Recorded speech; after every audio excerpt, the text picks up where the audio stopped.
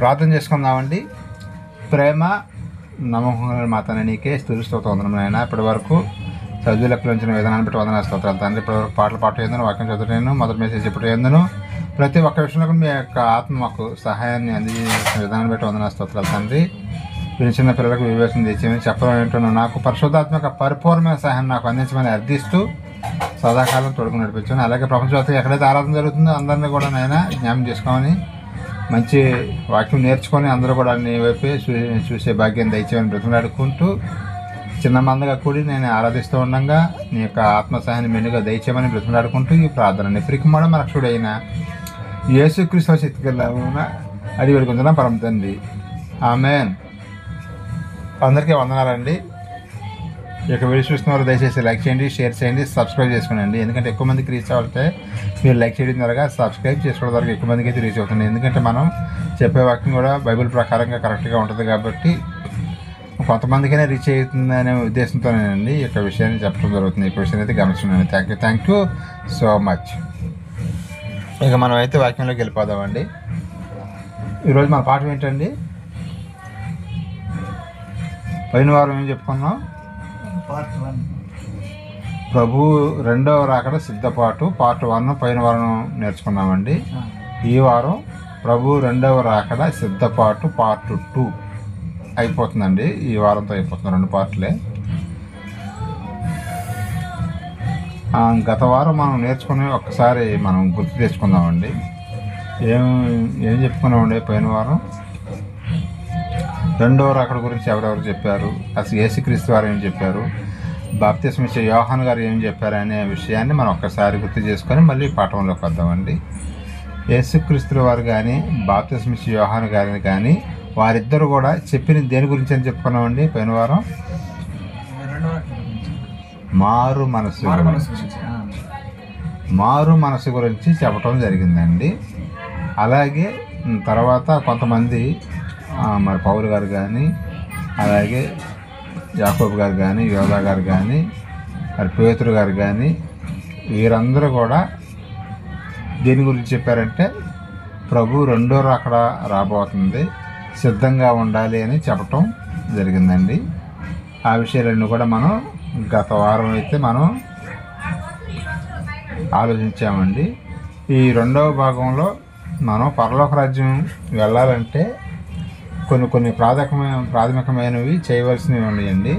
అవి చేస్తేనే మనము మరి ఆ సిద్ధపాటు అనేది కలిగి ఉంటామండి. అది కనుక చేయకున్నట్టే మనం సిద్ధపాటు అనేది కలిగి ఉండకుండా బుద్ధి కలిగిన కన్యలు, బుద్ధి లేని కన్యలు గురించి మనం ఆలోచించాం కదా గత పాఠాల్లో. అలాగే మన బుద్ధిహీనులుగా ఉన్నట్లయితే మనం పరలోక రాజ్యానికి వెళ్ళటానికి మాత్రం చాలా చాలా దూరంగా ఉన్నామని అయితే బైబిల్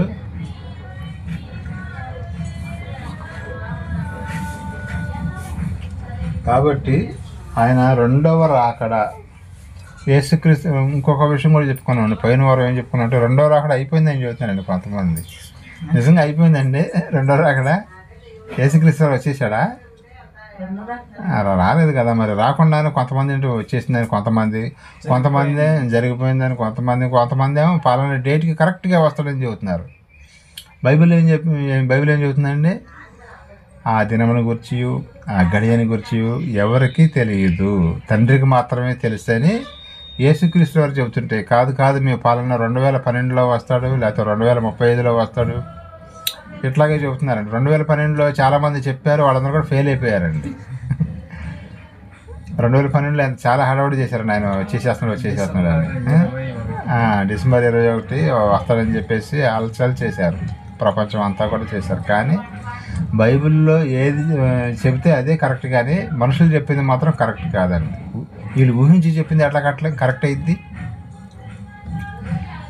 ఇంకో విషయం ఏంటంటే యేసుక్రీస్తు నాకు కూడా తెలియదు అన్నాడు ఆయన. శిష్యులు ఆయన అడిగితే ఏం చెప్పాడు ఆయన?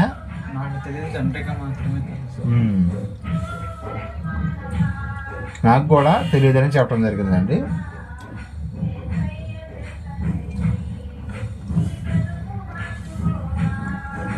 యేసుక్రీస్తు వారు వచ్చినప్పుడు ఈ భూమి మీద ఏం జరుగుతుందో కొన్ని విషయాలు నేర్చుకుందామండి ఈరోజు.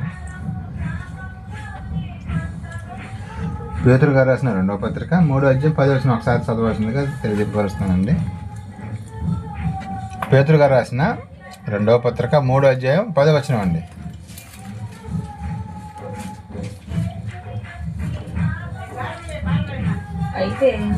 అయితే ప్రభువు దినము దొంగ వచ్చినట్లుగా వచ్చును. చదవాలి ఇంకా 13వ వచనం దాకా చదవండి. ఆ రోజున ఏ రోజునండి? యేసుక్రీస్తు వారు వచ్చే రోజున ఏం జరుగుతుందో కొన్ని హింట్లు ఇస్తున్నారండి మనకి. అవన్నీ కూడా మనం తెలుసుకోవాలి. ఆ దినమున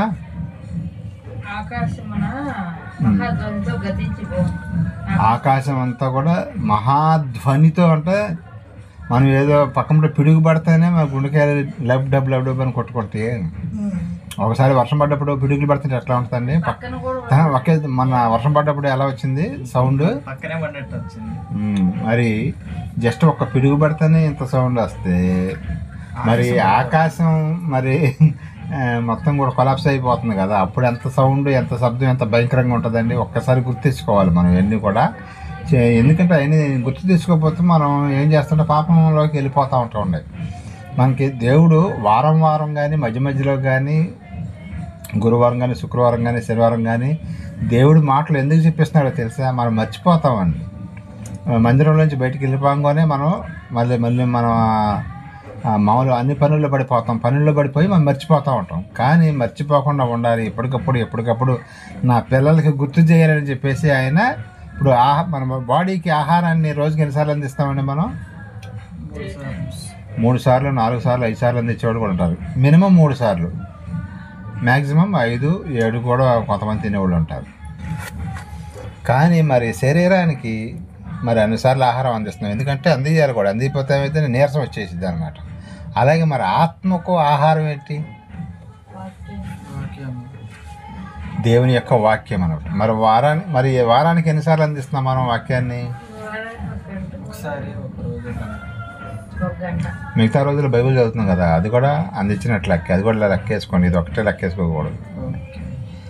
బైబిల్ చదువుతున్నాం కదా, ప్రతిరోజు మనం అందిస్తున్నాం. కొంతమంది బైబిల్ చదవరు కదా, చదవని వాళ్ళు అందించట్లేదనే అర్థం. ప్రతిదినము ఎవరైతే బైబిల్ చదువుతారో వాళ్ళు ప్రతిదినం కూడా ఆత్మకు ఆహారం పెట్టినట్లకే ఎంతో కొంత ఒక గ్రహింపు అనేది వస్తూ ఉంటుందిగా. ఈ వాక్యం అయితే ఆదివారం రోజున మనం వాక్యం చెప్పుకున్నాం. ఓకే, మిగతా రోజుల్లో కూడా బైబిల్ చదువుతున్నాం కదా, అప్పుడు కూడా ఆత్మకు ఆహారం అందుతుంది దేవుని యొక్క వాక్యము. ఇప్పుడు చదవండి, మళ్ళీ 12వ వచనం చదవండి, 11వ వచనం చదవండి. భూమి పంచభూతములు నికటమైన వేండ్రముతో లయమైపోవును. భూమి దాని మీద కృత్యమును కాలిపోవును. భూమి మీద ఉన్న అన్నీ కూడా కాలిపోతాయి అంటండి. ఇప్పుడు మన తాజ్మహల్ ప్రపంచంలో 7 వింతలు అనుకుంటున్నాం కదా, ఈ 7 వింతలు కూడా ఆ రోజున తగలబడిపోతాయా? తగలబడి తాజ్మహల్ కానీ లయమైపోతాయి.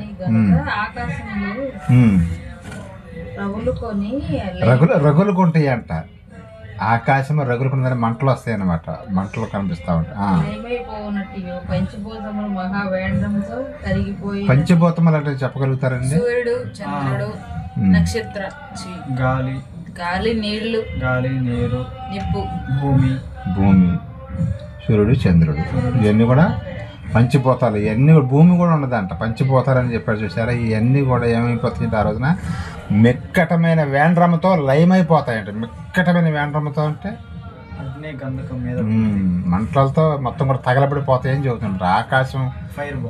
ఆకాశంలో అక్కడ ఏముంటాయండి? నక్షత్రాలు ఉంటాయి కదా, నక్షత్రాలు కూడా రాలి కింద పడతా ఉంటాయి. నక్షత్రాలు రాలి కింద పడితే భూమి మీద ఉన్న పరిస్థితి ఏంటండి?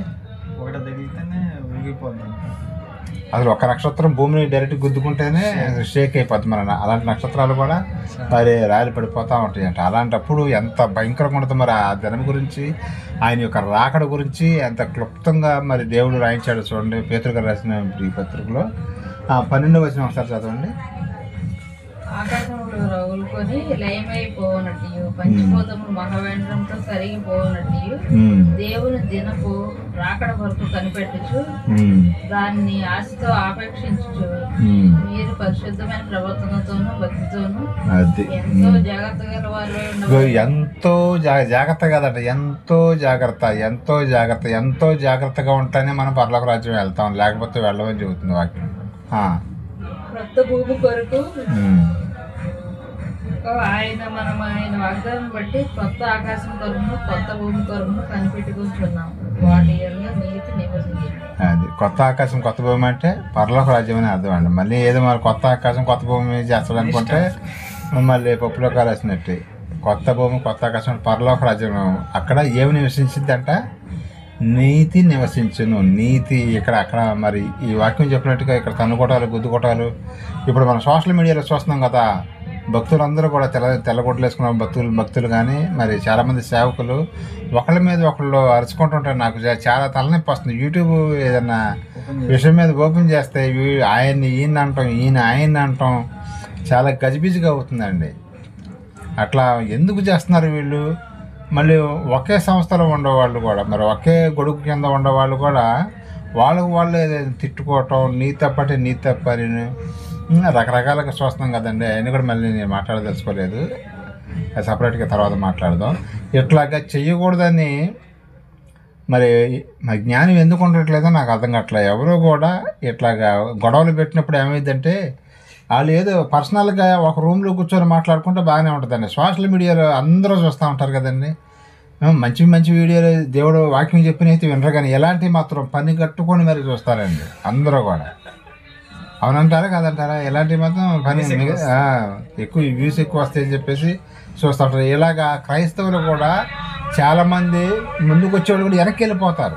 ఉండోళ్ళు గలిబిలైపోతారు, వచ్చేవాళ్ళు వెనక్కి వెళ్ళిపోతారు. ఉండోళ్ళు ఏమో అసలు ఏంటి ఈయన చెప్పేది కరెక్టా, ఆయన చెప్పేది కరెక్టా, ఎందుకు ఇట్లా రచ్చ చేస్తున్నారు వీళ్ళు అని చెప్పేసి గలిబిలైపోతారు. క్రైస్తవ్యాన్ని గలిబిలి చేస్తున్నారు. మరి పెద్దోళ్ళే, మరి వాళ్ళ పేర్లు కూడా నేను చెప్పాల్సిన అవసరం లేదు, అందరికి తెలిసిన విషయం. పెద్దోళ్ళు కూడా బుద్ధి లేకుండా చేస్తున్నారని చెప్పుకోవాలండి. మాది రైట్ అంటే మాది రైట్ అని మాట్లాడుతున్నారు. ఇట్లాగా ఉండకూడదండి. ఎందుకంటే యేసుక్రీస్తు వారు వచ్చినప్పుడు ఎంత కూడా కొలాప్స్ అయిపోతుంది. అప్పటి వరకు ప్రేమగా ఉండండి. ఆయన నేర్పించింది ఏంటండి? యేసుక్రీస్తు వారు ప్రేమ అంటేనే ప్రభు అంటేనే ప్రేమ. అలాంటిది ఒకళ్ళొకళ్ళు అరుచుకోవటాలు నీ తప్పని ఇట్లాగా రకరకాలుగా మాట్లాడుతుంటే అసలు చాలా హెడేక్గా అనిపిస్తుంది నాకు. ఆ వీడియోలు చూస్తుంటేనే ఎందుకు వీళ్ళు ఇలా చేస్తున్నారనిపిస్తుంది అండి నాకు. కాబట్టి ప్రభు రెండో రాకట్లో ఇదంతా ఈ భూమి కానీ ఆకాశం కానీ నక్షత్రాలు ఇవన్నీ కూడా మొత్తం కూడా కొలాప్స్ అయిపోతాయి. రగులుకుంటాయి అంటండి. రగులుకొని మొత్తం కూడా పాడైపోతాయి. అప్పుడు మరి మనుషుల పరిస్థితి ఏంటండి? సరే భూమి కాలిపోతే ఓకే. ఇప్పుడు ఇంకో విషయం ఏంటంటే మనం బైబిల్లోనే కదా బయట సైంటిస్టులు కూడా వాళ్ళు కూడా అదే ఒప్పుకుంటున్నారండి. ఏమని ఒప్పుకున్నారు? ఏదో ఒక రోజున ఈ భూమి అనేది అంతం అయిపోయే రోజు రాబోతుంది అని వాళ్ళు కూడా సైంటిస్టులు కూడా ఒప్పుకున్నారు. సైంటిస్టులు చెప్పకముందే బైబిల్లో వ్రాయబడిందండి. చూసారు? వాళ్ళకన్నా ముందు అడ్వాన్స్గా దేవుడు చెప్పడం జరిగింది. ఒకనొక రోజున ఈ భూమిని అంతటిని కూడా నేను తీసేస్తాను. అప్పుడు మనుషుల పరిస్థితి ఏంటి? భూమి కాలిపోద్దు ఓకే. మరి చాలామంది కొన్ని కోట్ల మంది భూమి మీద ఉండరు కదా. అది కూడా బైబిల్లో నుంచి మనం ఒక్కొక్కటి తెలుసుకుందాం. మనుషులు ఎక్కడికి వెళ్తారు? భూమి ఇదంతా కూడా కాలిపోతుంది, మనుషులు ఎక్కడికి వెళ్తారు? మరి రెండో రాకడలో జరిగేది ఇంకా కొన్ని విషయాలు మనం చూద్దామండి. 1 కొరింథీ 15వ అధ్యాయం ఒకసారి చదవండి.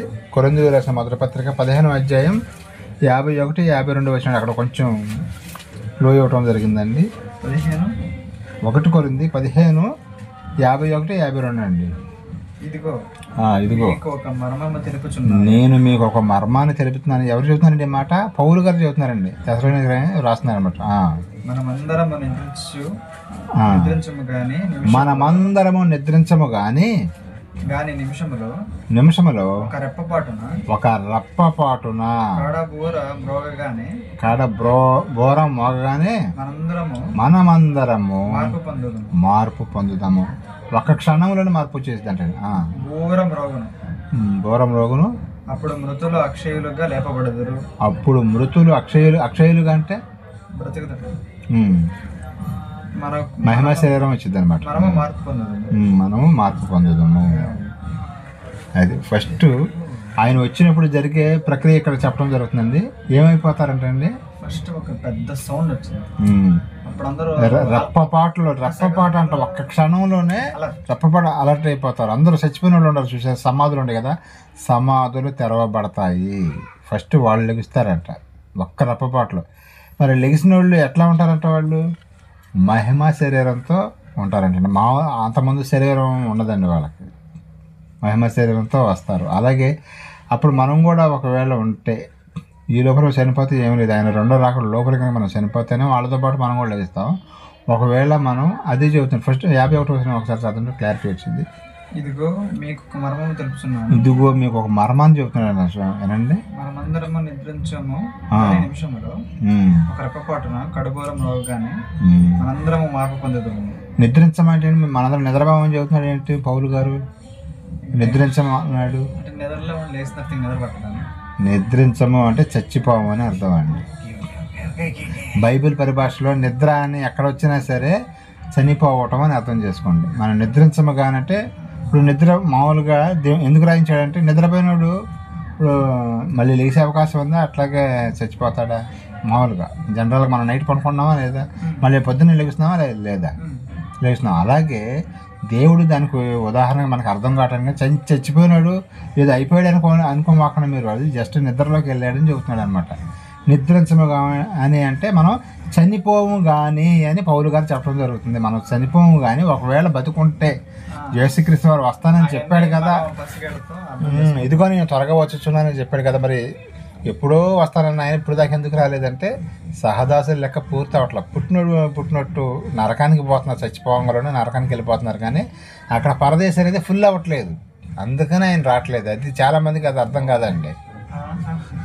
నీతిమంతులు తక్కువ మంది ఉంటున్నారు, పుట్టినట్టు పాపంలోకి వెళ్ళిపోతున్నాడు, వ్యభిచారం చేస్తున్నాడు, మందు తాగుతున్నాడు, ఎన్ని చేస్తున్నారు.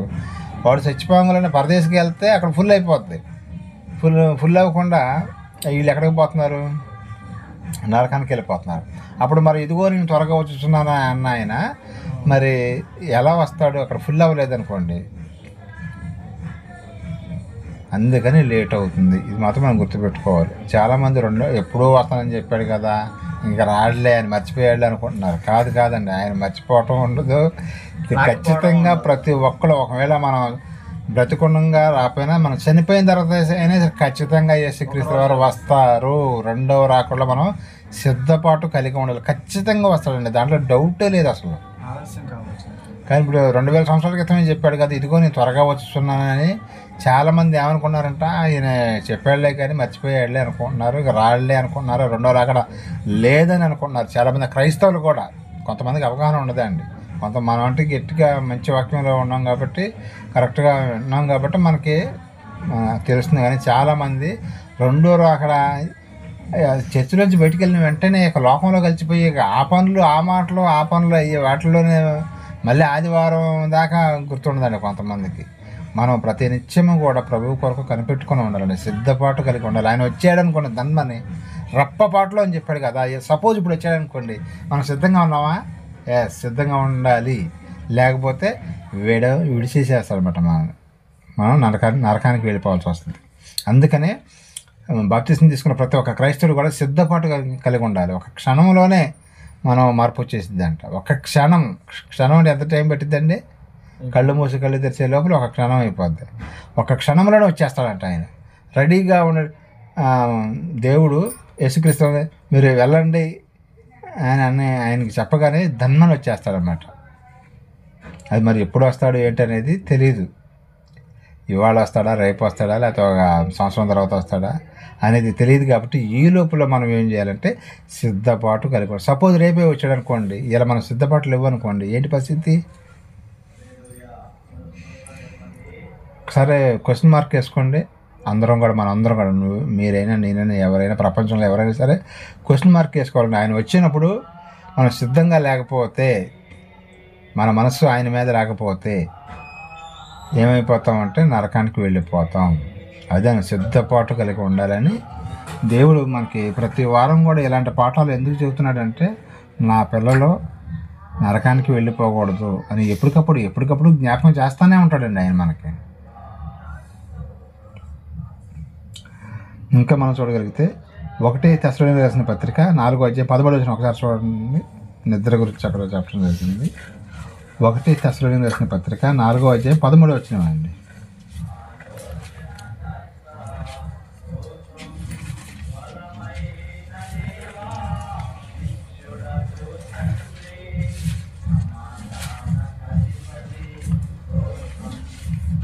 నాలుగు 13 1 తెస్సలోనికీయులకు రాసిన పత్రిక 4:13.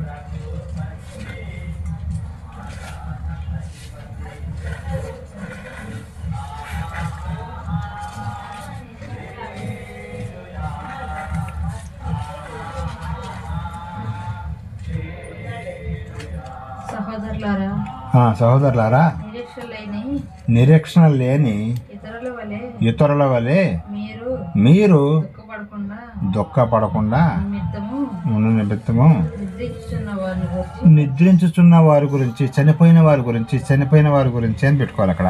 చనిపోయిన వారి గురించి మీకు తెలియకుండా ఉండటం నాకు ఇష్టం లేదంట.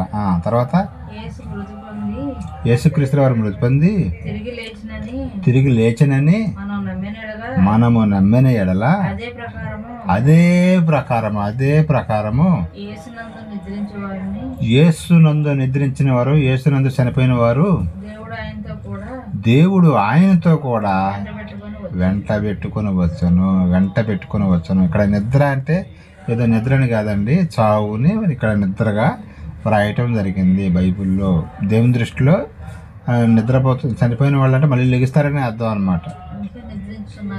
నిద్రించుతున్నారు అని మనకు అర్థమయ్యే రీతిలో రాయించటం జరిగిందనమాట. కాబట్టి యేసుక్రీస్తు వారు వచ్చేటప్పుడు అంటే వాళ్ళని తీసుకొని వస్తాడట. ముందు వాళ్ళని కూడా మనకన్నా ముందు చనిపోయిన వాళ్ళని తీసుకొని రావటం జరుగుతుంది. అదే ఒకవేళ ఈ లోపల మనం కూడా చనిపోయాం అనుకోండి, మనం కూడా ఆయనతో పాటు వస్తాం. ముందు వచ్చి తర్వాత సజీవులుగా ఈ భూమి మీద ఉంటారు చూసారా, వీళ్ళని కూడా తూర్పు నుండి పడమర వరకు, దక్షిణం నుండి ఉత్తరం వరకు ఎవరైతే దేవుని పిల్లలు ఉన్నారో వాళ్ళందరినీ కూడా దేవదూతలు పోగు చేయటం జరుగుతుంది. పోగు చేసి ఎడమ వైపు ఎవరండి? మేకలు, కుడి వైపున గొర్రెలు. అంటే గొర్రెలు అంటే ఎవరు, మేకలు అంటే ఎవరు? ఇది గొర్రెలు అంటే ఎవరు బైబిల్లో? దేవుని పిల్లల్ని గొర్రెలుగా పోల్చడం జరిగింది బైబిల్, గుర్తుపెట్టుకోండి. మేకలు అంటే అన్యులు లేదా సాతాను బిడ్డలు, నరకానికి వెళ్ళేవాళ్ళు. ఈ గుంపుని మేకలతో పోల్చడం జరిగింది అనమాట. మరి మేకల్లో ఉందామా మనం, గొర్రెల మందలో ఉందామా అంటే మనం ఆలోచించుకోవాలండి. కాబట్టి దేవుడు మనకి మంచి అవకాశం ఇచ్చాడండి. కొంచెం కాలం, కొంతమంది బాప్తిస్మం తీసుకున్న తర్వాత 10 సంవత్సరాలు, 20 సంవత్సరాలు, 30 సంవత్సరాలు, 40 సంవత్సరాలు పెడతారు. కొంతమంది 50 సంవత్సరాలు, 60 సంవత్సరాలు, కొంతమంది చిన్న వయసులోనే భక్తిని తీసుకునే వాళ్ళు ఉంటారు. కొంతమంది చచ్చిపోయే మూమెంట్లో కూడా 1 సంవత్సరానికి చనిపోయే వాళ్ళు తీసుకుని ఉంటారు, 10 సంవత్సరాలు చచ్చిపోయే వాళ్ళు ఉంటారు. ఇట్లాగే మనకి ఏ సమయంలో సరే, ఏ వయసులో అయినా సరే దేవుడు మనల్ని ఆకర్షించుకున్నాడంటే అది చాలా గొప్ప విషయం అండి. అప్పటి నుంచి మనం నీతిగా జీవించి దేవుడి పట్ల మనం భయం భక్తి కలిగి ఉన్నట్లయితే మనం ఆయనతో పాటు, ప్రభువుతో పాటు, ఒకవేళ ఈ లోపల చనిపోతే ఆయనతో పాటు మనం తిరిగి వస్తాం. లేదా సజీవులుగా ఉన్నప్పుడు ఎప్పుడే వచ్చేసాడు అనుకోండి, మనం కూడా మన పరలోక రాజ్యానికి వెళ్ళేవారిలాగా సిద్ధపాటు కలిగి ఉండాలన్నమాట. ఇంకా మనం చూడగలిగితే తెస్సలోనికీయులకు రాసిన మొదటి పత్రిక 4:14 ఒకసారి చూడండి. తెస్సలోనికీయులకు రాసిన మొదటి పత్రిక 4:14 1:4-14.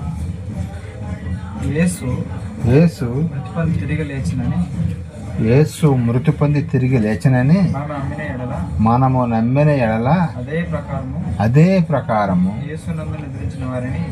యేసునందు నిద్రించిన వారిని దేవుడు ఆయనతో కూడా వెంట పెట్టుకుని వచ్చాను. 15 కూడా ప్రభు మాటను బట్టి మీతో చెప్పుకున్నదేమనగా ప్రభు రాకడ వరకు సజీవులమై నిలిచి ఉండడం మనము నిద్రించిన వారి కంటే ముందుగా ఆయన సన్నిధి చేయడం. 16-17 కూడా చదవండి. ఆర్భటంతో ప్రధానులతో శబ్దముతోను ఉమ్, దేవుని గోరుతోను పరలోకము నుండి ప్రభువు దిగి వచ్చింది. ఉమ్, క్రీస్తు నందుండి మృతులైన వారు మొదట లేకుడు ఉమ్, ఆ మీదట సజీవులమై నిలిచి ఉండి ఉమ్, మనం వారితో కూడా ఏకముగా ప్రభువుని ఎదుర్కొన్నట్టుకు ఆకాశ మండలంకు మేఘముల మీద కొనుకోబడదము. ఉమ్. అదండి ఇప్పుడు యేసుక్రీస్తు వచ్చినప్పుడు ఏం జరుగుతుందంట? మేఘముల మీద మనం పరలోక రాజ్యానికి తీసుకెళ్తారండి. యేసుక్రీస్తు తీసుకెళ్ళి అక్కడ తండ్రి నీ కొరకు ఈ భూమి మీద ఎన్నో శ్రమలు పడ్డారు, ఎన్నో కష్టాలు పడ్డారు, ఎన్నో అవమానాలు పడ్డారు, అప్పులు పాలయ్యారు, అనారోగ్యం పాలయ్యారు, నిందల పాలయ్యారు, వాళ్ళతో వీళ్ళతో మాటలు పడ్డారు, ఎన్నో కష్టాలు పడ్డారు. వీళ్ళు నీతిమంతులు కాబట్టి వీళ్ళని చేర్చుకోమని యేసుక్రీస్తుల వారు తీసుకెళ్ళి మనందరం కూడా దేవునికి అప్పచెప్తారు. తండ్రిని దేవునికి యేసుక్రీస్తు వారు అప్పచెప్పడం జరుగుతుంది అన్నమాట. ఈ లోకంలో ఉన్నప్పుడు కొన్ని అవమానాలు వస్తాయి, బాధలు వస్తాయి, ఇరుకులు వస్తాయి. ఒకవేళ వచ్చినా సరే వాటిలోంచి బయటికి రావడానికి మనం రావద్దు అని మనం ప్రార్థన చేసినంత మాత్రాన కూడా కొన్ని పరీక్షలు అనేవి వస్తాయండి. వచ్చినప్పుడు మనం నిలబడాలండి. నిలబడి ఉన్నట్లయితే అప్పుడు ఆ పరీక్షలో ఇప్పుడు ఈ లోక సంబంధమైన వాటిలోనే చాలా టఫ్గా ఉంటాయి ఎగ్జామ్స్. మరి ఈ లోకం నుంచి ఇంకో లోకానికి మనం వెళ్ళాలంటే మనకు కూడా కొన్ని పరీక్షలు ఉంటాయండి. ఆ పరీక్షల్లో నెగ్గాలి. నెగ్గితేనే మనం పరలోక రాజ్యానికి వెళ్ళగలుగుతాం. కాబట్టి అప్పుడు ఆయన యొక్క రాజ్యంలోనికి వెళతామండి. ఇంకా మనం ఒక్కొక్కసారి మనం చూడగలిగితే పేతురు గారు రాసిన 2వ పత్రిక 3వ అధ్యాయం 12, 13, 14 వచనాలు ఒకసారి చదవండి. పేతురు గారు రాసిన 2వ పత్రిక 3వ అధ్యాయం 12, 13, 14 వచనాలండి.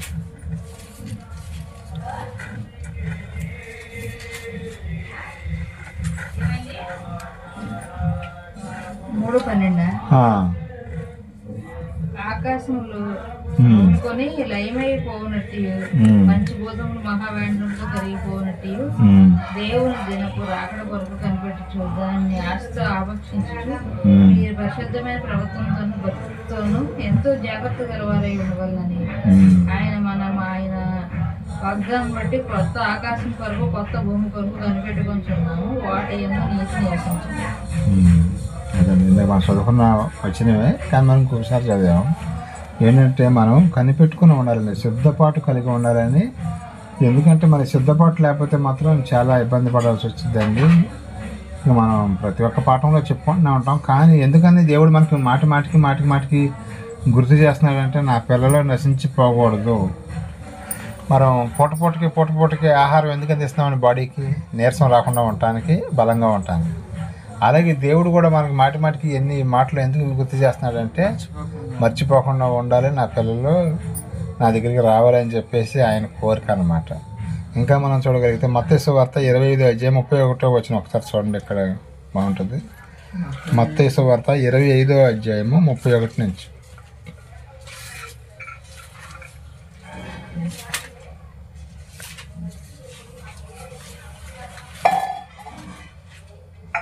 తన మహిమతో యేసుక్రీస్తు వారు వచ్చినప్పుడు తన మహిమతో మనిషి కుమారుడును ఆయనతో కూడా సమస్త దూతలను, ఆయనతో పాటు ఎవరు వస్తారంటండి?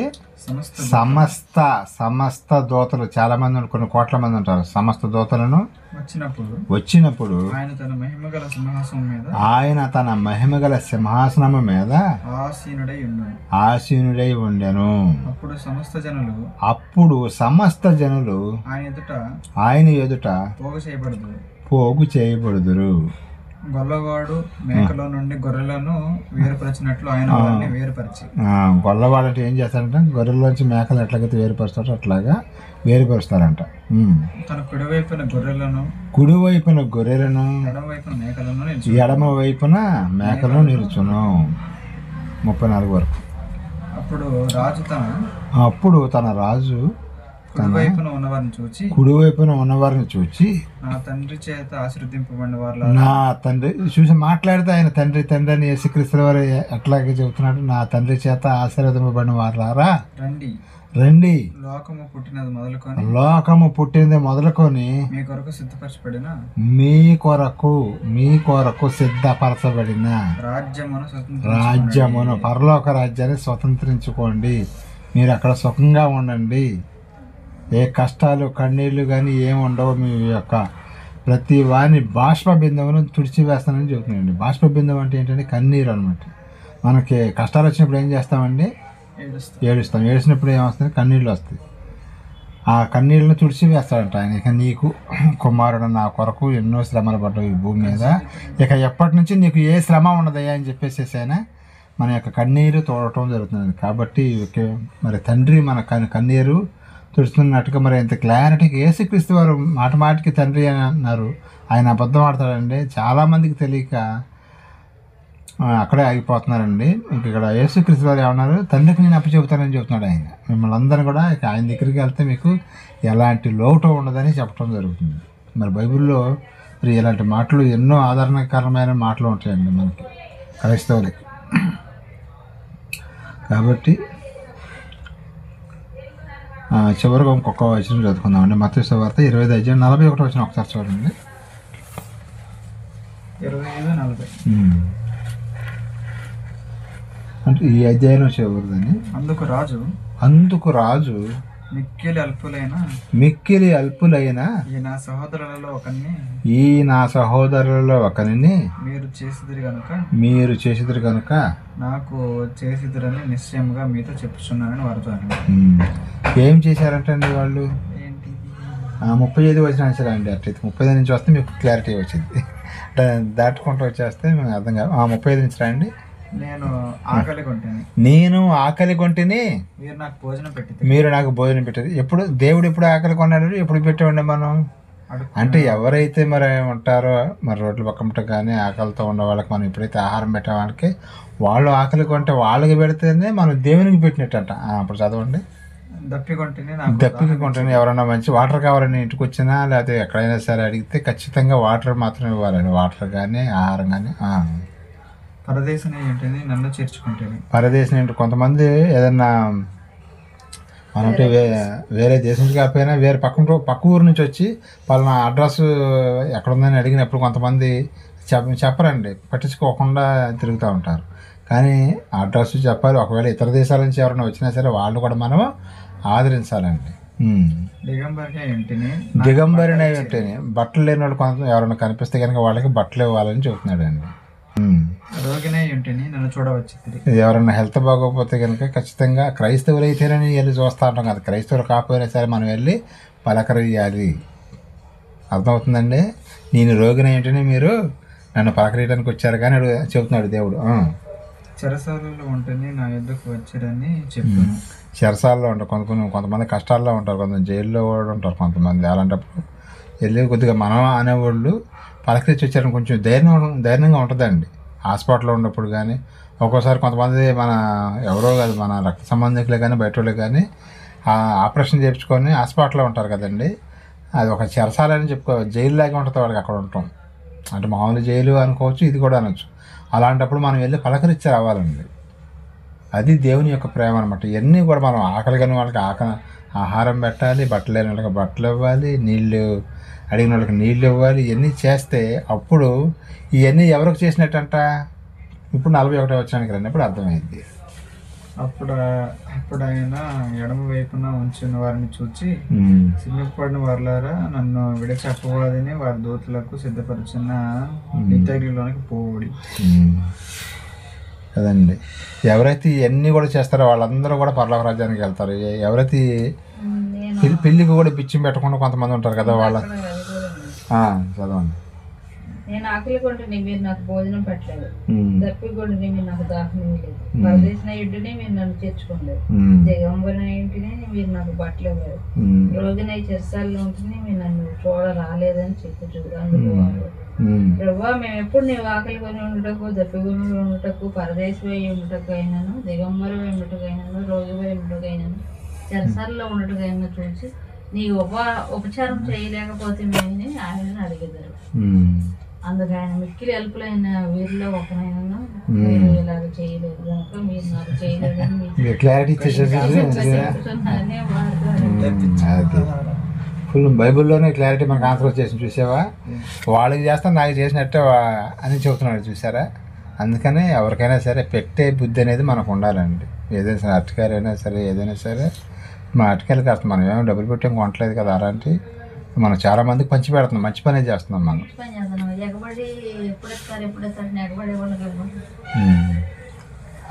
అలాంటి వాళ్ళకే తర్వాత మాట్లాడదాం. ఇట్లాగా ఉన్నప్పుడు పెట్టాలండి. పెట్టడం అనేది మంచిదే. కొంతమంది ఇందాక చెప్పినట్టుగా మరి ఎగబడతారు కానీ ఇక దాని గురించి తర్వాత మాట్లాడదామండి. ఇట్లాగా మన దగ్గర ఏది ఉన్నా సరే పెట్టాలని దేవుడు కోరుకుంటున్నాడండి. ఇలాగా ఎవరైతే దేవుని మాట వినకుండా వాళ్ళ ఇష్టానుసారంగా జీవిస్తారో వాళ్ళందరూ కూడా నరకానికి వెళ్ళిపోయే అవకాశం ఉంది. ఎవరైతే దేవుడు చెప్పిన ఈ పనులన్నీ కూడా చేస్తారో, వాక్యం కూడా ప్రకటిస్తారో, ఇవన్నీ కూడా పనులు చేస్తారో వీళ్ళందరూ కూడా దేవుని రాజ్యానికి వెళ్ళడం జరుగుతుందండి. ఈ విషయాన్ని అయితే మనం అందరం కూడా గమనించాలండి. కొంతమంది బుద్ధి లేని కన్యకలుగా ఉంటారండి. బుద్ధి కలిగిన కన్యలు, బుద్ధి లేని కన్యకలు మన గురించి అంతమంది ఒక పాఠంలో విన్నాం కదండి. వాళ్ళు సిద్ధపాటు అనేది కలిగి ఉండదండి. ఎన్ని మాటలు చెప్పినా, ఎన్ని వాక్యాలు చెప్పినా, ఎంత చెప్పినా కానీ వాళ్ళు పట్టించుకోకుండా వాళ్ళ ఇష్టానుసారంగానే జీవిస్తూ ఉంటారండి. అలాగూ ఉండకూడదని దేని యొక్క వాక్యం చెప్పడం జరుగుతుందండి. మరి నోవహు గారి జలప్రలయం అప్పుడు ఆయన ఎన్ని సంవత్సరాలు సువార్తను ప్రకటించాడండి? నోవహు గారు సువార్త అంటే 40 సంవత్సరాలు 100 సంవత్సరాలు చెప్పాడు ఆయన. 100 సంవత్సరాలు పట్టింది. చెబుతూనే ఉన్నాడు, వాళ్ళకి ఎక్కండే పెద్ద జలప్రలయం రాబోతుంది, మీరందరూ మునిగిపోతారు. అప్పుడు ఆ సువార్త అదే కదా ఆయన చెప్పేది. మీరందరూ రక్షింపబడతారు, ఈ నీళ్ళలో మునిగిపోకుండా ఉంటారంటే, ఓ మసలో నీకు అని పిచ్చెక్కిందే ఏంటి, ఎక్కడ సముద్రం ఎక్కడో ఉంటే ఎక్కడికి నీళ్ళు రావటం ఏంటి అని ఎగతాళి చేశారన్నమాట. ఆయన ఎక్కడో చేస్తుంది, ఎడంగా చేస్తుంటే కానీ మరి ఆకాశపు తూములు తెరవబడినప్పుడు మొత్తం జల ప్రళయం వచ్చేసింది, మొత్తం మునిగిపోయిందండి. మొత్తం పర్వతాలు కూడా మునిగిపోయినాయి. ఆరరత పర్వతం అవి కూడా మునిగిపోయినాయి. భూమి అసలు స్టార్టింగ్ 1 రోజు 2 రోజులు మునిగిపోయి ఉంటుంది. పర్వతం మునిగిపోయిందంటే ఎన్ని నీళ్ళు వచ్చి ఉంటాయండి? పర్వతాలు మరి చూసి అంత ఎత్తు నీళ్ళు వచ్చినాయండి. చెప్పాడు బాబు వాళ్ళకి రాండయ్యా అంటే విన్నారా వాళ్ళు ఆయన మాట? పెడచెవిని పెట్టారు. ఆయనతో పాటు ఎంతమంది ఎక్కారండి? ఆయన భార్య, 3 కుమారులు, 3 కోడళ్ళు, 8 మంది మాత్రమే రక్షణలోనికి వెళ్ళారు. రక్షణలోకి అంటే వాడలోకి వెళ్ళారనమాట. రక్షణ అనే వాడలోకి వెళ్ళారు. మిగతా వాళ్ళందరూ కూడా వర్షం పడుతున్నా కానీ వీళ్ళు అప్పుడైనా ఎక్కొద్దు, స్టార్టింగ్లో అయినా అప్పుడు కూడా ఎక్కల.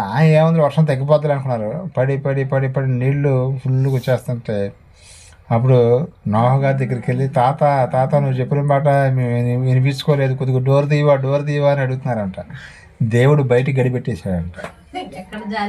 ఆయన కనుక మరి కొంచెం జాలి వచ్చేసి మరి తీస్తాడేమో అని చెప్పేసి డోర్ తీస్తాడేమో అని దేవుడు అంటే బయటికి గడిపెట్టేసాడు. అందుకని దేవుడు చెబుతాడు.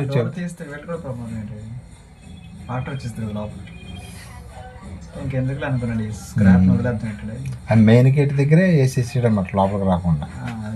ఇక ఎంతో కాలం చెప్పాడు 100 సంవత్సరాలు చెప్పాడు. 100 సంవత్సరాలు కూడా వినిపించుకోలేదు. వీళ్ళు ఇష్టం వచ్చినట్టుగా చేస్తున్నారు, ఎట్లాగే చెబుతాడు ఈయన అని. కానీ ఒకనొక రోజున మరి జలప్రలయం రావటం జరిగింది. ఆ రోజున వాళ్ళందరూ కొన్ని కోట్ల మంది, కొన్ని లక్షల మంది కదండి, అప్పుడు కొన్ని భూమి మీద కొన్ని కోట్ల మంది ఉన్నారు. కొన్ని కోట్ల మంది చనిపోవటం జరిగింది. అలాగే ఇప్పుడు కూడా కొన్ని కోట్ల మంది ఉన్నారండి. ఇప్పుడు ఎన్ని కోట్ల మంది ఉన్నారండి? 850 కోట్ల మంది సుమారుగా ఉన్నారండి మనుషులు. మరి అందరికీ కూడా సువార్త వెళ్తుందండి. ఆ రోజున వాళ్ళ జలప్రలయం వచ్చింది, వాళ్ళు చనిపోయారు. మరి ఇప్పుడు కనుక వినకుండా ఎవరైనా ఉన్నట్లయితే వాళ్ళు నరకానికి వెళ్ళిపోయే అవకాశం ఉందండి. సిద్ధపాటు కలిగి ఉండాలి. అప్పుడు సిద్ధపాటు కలిగి ఉంది ఎంతమంది? 8 మంది ఉన్నారండి.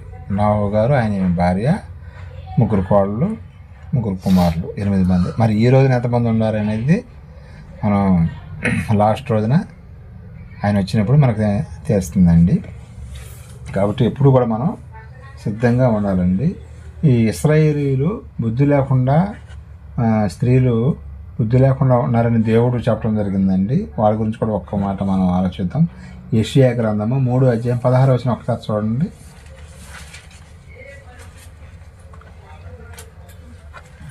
యెషయా గ్రంథము 3:16 అండి.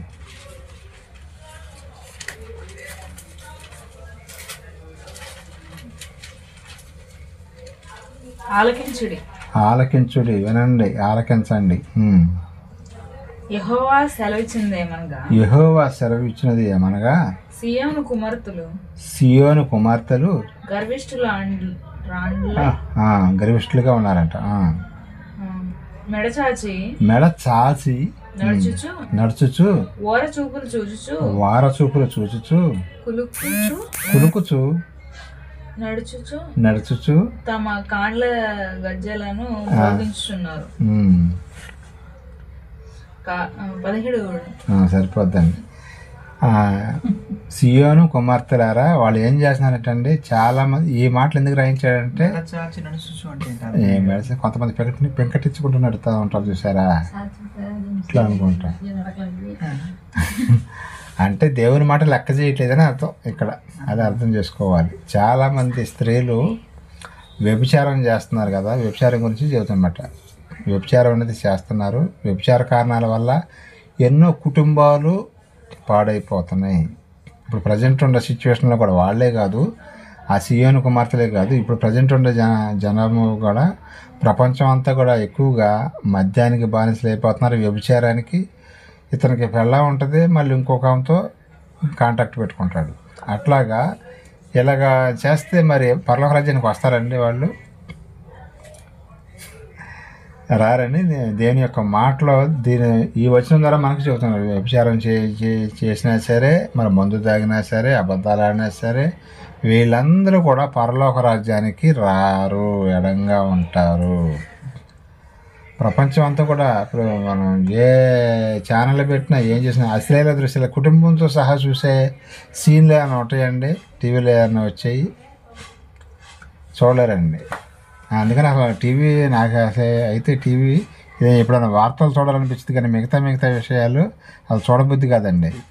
అందుకని దేవుడు టీవీ ఎందుకు చూడొద్దు అన్నాడంటే, దాంట్లో ఏ మంచి లేదు కాబట్టే మన సేవకులు కూడా ఎందుకు చెబుతున్నారంటే, అల్లరితో కూడిన ఆటపాటలు అని ఉంటుంది. అల్లరితో కూడిన ఆటపాటలు అంటే అక్కడ అల్లరితో కూడిన ఆటపాటలు వస్తూ ఉంటాయండి. జనానికి ఉపయోగపడి ఏమి ఉండవు. ఏదన్నా మనం సరి చేసుకోవాలంటే బైబిలేనండి. బైబిల్ దగ్గరికి వచ్చి మనం చక్కగా దేని యొక్క వాక్యం నేర్చుకుని మనం సరి చేసుకునే అవకాశం ఉంది. కాబట్టి దేవుడు మనకి 66 పుస్తకాలు ఇచ్చి మన చేతిలో పెట్టాడండి. బైబిల్ అంటే ఒకటే కాదండి, 66 పుస్తకాలు ఉంటాయండి. దీంట్లో 66 పుస్తకాల్లో ఎంతో మహాజ్ఞాన గ్రంథాన్ని దేవుడు మన చేతిలో పెట్టాడు. కాబట్టి మనం ప్రతి ఒక్కరు కూడా బైబిల్ చదువుకోవాలండి. బైబిల్ చదువుకొని దాని ప్రకారం జీవించాలి. చదువుకుంటే ఉపయోగం ఉండదండి, చదువుకొని దాని ప్రకారంగా జీవించాలి. మనం పాపంలో పడిపోయామనుకోండి, పాపం వల్ల మనకి ఏమొస్తుంది అనేది ఇక్కడ మనం బైబిల్ నుంచి చూద్దాం. రోమాపత్రిక 6:23 ఒకసారి చూడండి. రోమాపత్రిక 6:23 అండి.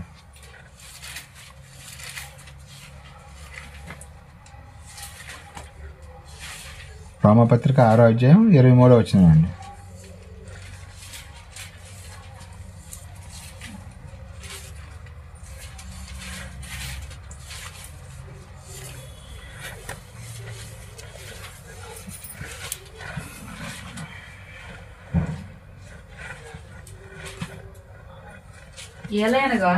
ఏలయనగా పాపము వలన వచ్చు జీతము మరణము. అయితే దేవుని కృపావరము వలన మన ప్రభు అయిన యేసుక్రీస్తునందు నిత్య జీవం రావాలంటే యేసుక్రీస్తు వలన వస్తుంది. పాపం చేస్తే ఏమొచ్చిందండి? మరణం అనేది వచ్చింది. అదేంటి మరణం ఏంటి? పాపం చేసిన వాళ్ళకి మరణం వచ్చిద్దా? మరి అందరూ చచ్చిపోతున్నారు కదా. ఎస్ ఇది రెండవ మరణము అంటారండి బైబిల్లో. రెండవ మరణం, మరణం అనేది అందరికీ వచ్చింది. యేసుక్రీస్తు వారు కూడా చనిపోయారు, మరి ఆయనకు కూడా మరణం ఉంది, అలాగే మనం కూడా మరణం ఉంది. కానీ రెండవ మరణము తప్పించుకోవాలి మనము. రెండవ మరణం కనుక తప్పించుకోకపోతే మనం నరకానికి, రెండవ మరణమే నరకము. అక్కడ అగ్ని ఆరదు, పురుగు చావదు. అగ్ని ఆరదు, పురుగు చావదు. ఒకవేళ ఇక్కడ భూమి మీదైనా సరే బాధలు తట్టుకోవాలి, కొంతమంది చచ్చిపోదాం అనుకుంటారు, కానీ అసలు చచ్చిపోయిన తర్వాత అసలు సినిమా స్టార్ట్ అవుతుందండి.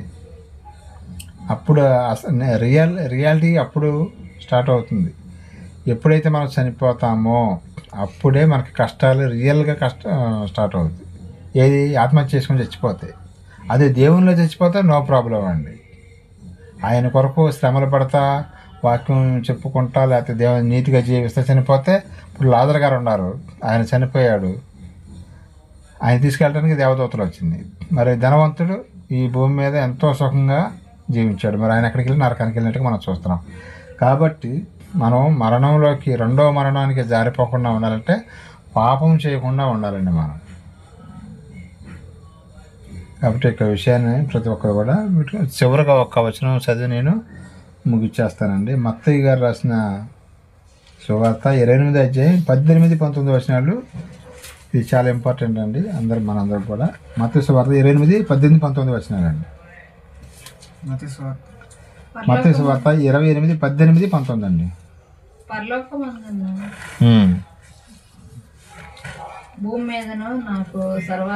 పరలోకమందును భూమి మీదను నాకు సర్వాధికారం ఇవ్వబడిందంట. ఎవరికి? యేసుక్రీస్తు వారికి.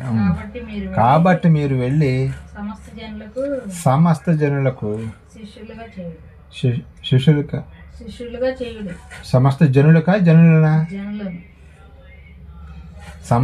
జనులను నాకు శిష్యులుగా చేయండి. సమస్త జనులు అంటే మనం కూడా ఉన్నాం దాంట్లో. ఎస్, మనం కూడా ఉండే. భూమి మీద ఎంతమంది అయితే ఉన్నారో వాళ్ళందరూ కూడా సమస్త జనులకి వస్తారు. మనం అందరం కూడా ఎవరైతే బాప్తిస్మం తీసుకున్నారో వాళ్ళందరూ కూడా ఎవరంటే ఆయనకి శిష్యులు. మనం తర్వాత తండ్రి యొక్కయు కుమారుని యొక్కయు పరిశుద్ధాత్మ యొక్కయు నామములోనికి వారికి బాప్తిస్మం ఇచ్చుచు నేను మీకు ఏ సంగతిని ఆజ్ఞాపించుతాను వాడన్నింటి గైకొనల వలనని వారికి బోధించుడి. ఇదిగో నేను యుగ సమాప్తి వరకు సదాకాలం మీతో కూడా ఉన్నానని వారితో చెప్పాను. అదండి. ఇప్పుడు మనకి తోడుగా ఎవరు ఉంటారండి? ఏదైనా సువార్త పనిలో కానీ బైబిల్ చదివేటప్పుడు కానీ యేసుక్రీస్తుల వారు తోడుగా ఉంటాడు, అలాగే పరిశుద్ధాత్మ దేవుడు మనకి తోడుగా ఉంటారండి. మనకి ఏదైనా అర్థం కాకపోతే బైబిల్లో కళ్ళు మూసుకొని ప్రార్థన చేస్తే పరిశుద్ధాత్ముడు కానీ యేసుక్రీస్తు వారు కానీ మనకి దానికి అర్థం తెలిసేటట్టుగా మనకి సమాధానం వచ్చిద్దండి.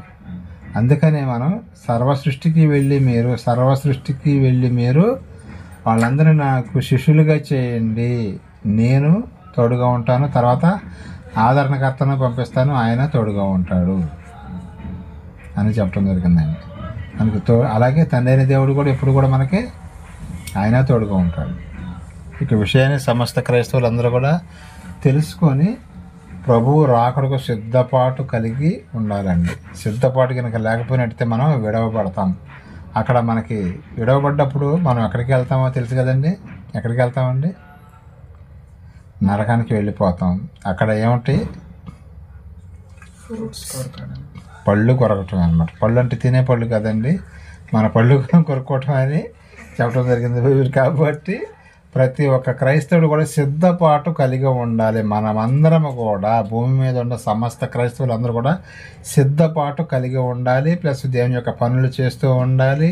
మరి ఆహారం లేని వారికి ఆహారం పెట్టాలి, అలాగే బట్టలు లేని వారికి బట్టలు ఇవ్వాలి.